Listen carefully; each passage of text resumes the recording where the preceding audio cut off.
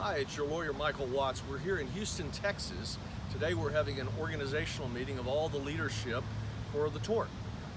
All of the court-appointed plaintiff steering committee is here. There's 20 or 30 of us that had dinner last night, and today we're getting to work about moving the case along in a structured fashion.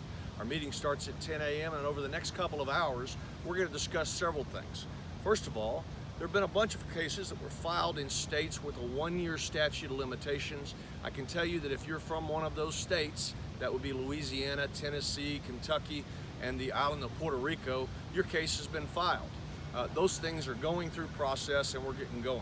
If you're from one of the two-year states, there are agreements being negotiated right now about when those cases have to be filed. And there's a process that I wanted to talk to you about. It's known as the census process.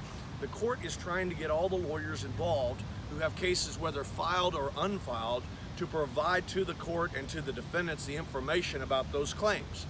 The process is this: you're going to get communications from my law firm asking for private, confidential identifying information, including your social security number and your date of birth.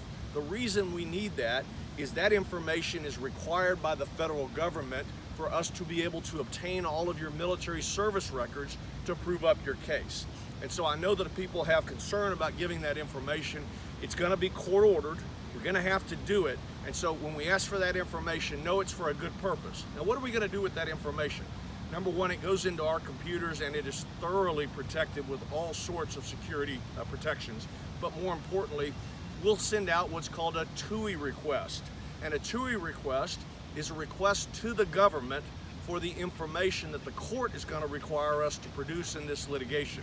So we'll get all of your military service records, we'll get all your medical records from the time that you were in the military, and all the VA records if you are no longer an active duty military person. And so the bottom line is this: we've got a lot of work to do. We're doing it. The case is going spectacularly. There's discovery that's begun. We know what happened with respect to these earplugs. We know what the scam was. We know why they didn't work. We know why they caused hearing loss and tinnitus and the ringing of the ears that so many of you suffer. So that part of the case is great. Right now we've got to do our part and get the information with respect to each of your individual cases. And so please help us with respect to filling out what we're going to ask you to fill out. Provide the personal identifying information that we're going to need so that we can get your records from the government.